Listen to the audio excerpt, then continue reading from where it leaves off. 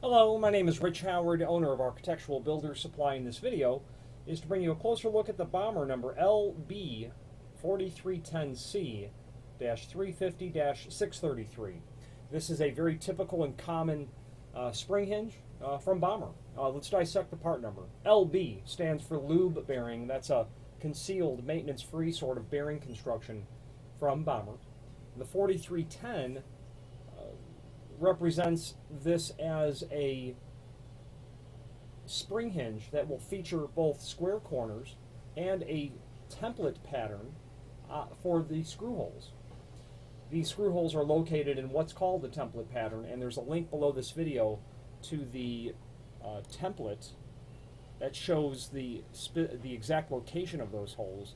And by all means, refer to that template prior to buying it if you're unsure if your screw hole locations will match. The 4310 means it's that template pattern with a square corner, single acting spring hinge. Now the C in the part number means contract. What that really means is that it's the thicker leaf of the hinge for a 3.5 inch. And where you're going to really encounter that, this hinge leaf being 130 thousandths of an inch thick, which is thicker than the standard 96 thousandths of a residential leaf. So this is thicker. Where you'll encounter this again will be a condo building built 40 years ago, hollow metal frames actually in the condo building with hollow core wood doors. And those hollow metal frames will be prepped for a contract grade or a thicker leaf of hinge. That would be an application that you very likely would encounter this hinge. And you're going to want to make sure that you have the thicker leaf before ordering this. If you've got a wood frame, you could have the thicker leaf, certainly, but you more than likely have the thinner leaf. So check that first. 130 thousandths, that's just over 1/8 of an inch.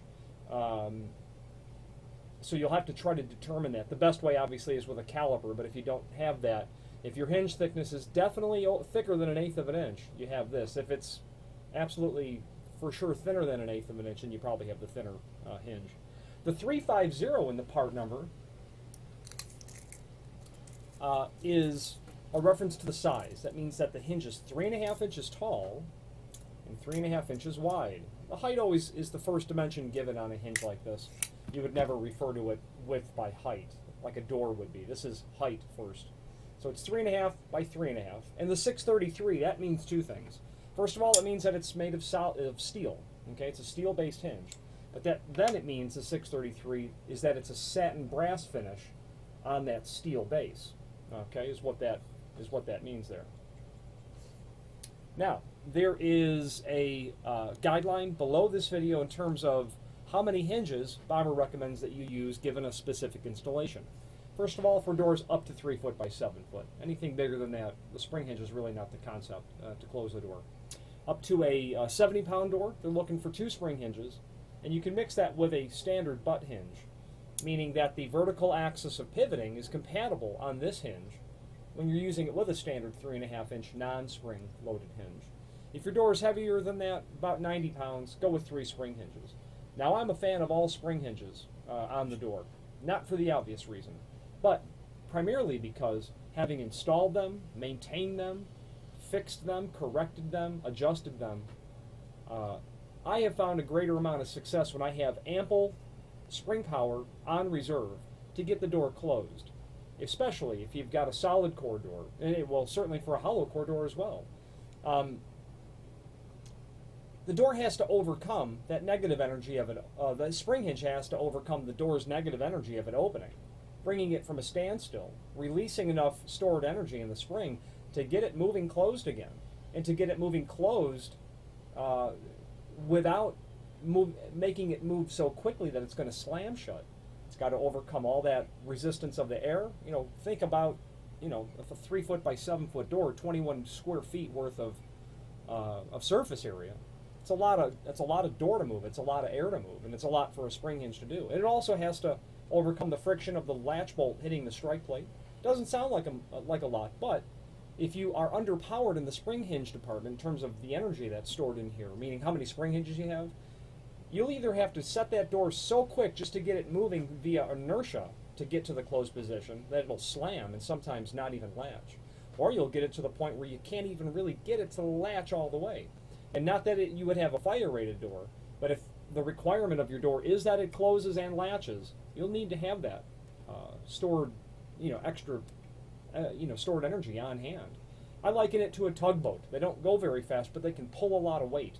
And that's kind of like having more spring hinges than otherwise. You can always back that off, and just let the multiple hinges share the work. The other reason for having more spring hinges is you might have the front door of a 3-flat building. Okay. Now in the winter, all the windows and doors, they're all closed up. But in the summertime, someone might have the back door open or a window open, and you'll notice that you have to adjust these spring hinges as the seasons change based on air conditions or air pressure conditions.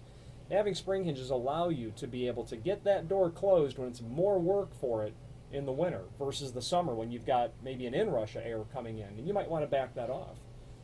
But having more spring hinges gives you the ability to better decide. Personally, I think door closers should be used, whether it's overhead surface-mounted closers, and that spring hinges are really a backup plan. However, there are many installations where a closer just isn't suitable for a variety of applications. You could simply have a solid core 6-panel door in your home, and you've got a bedroom that you really never use, and you want that door to be closed. Makes it a little easier when you're not in there all the time to have to heat the entire room if you're never in it.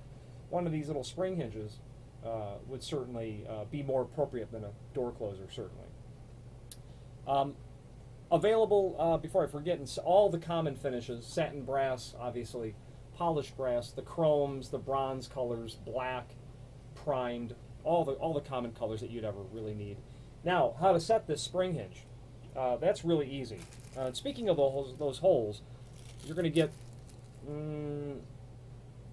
all wood screws and all metal screws is what this comes with. Typically we'd see, depends on the hinge. This comes with 6 of each, so you're able to go either wood and wood, wood and metal, metal and metal, door frame, door frame, door frame. Now, setting the spring tension.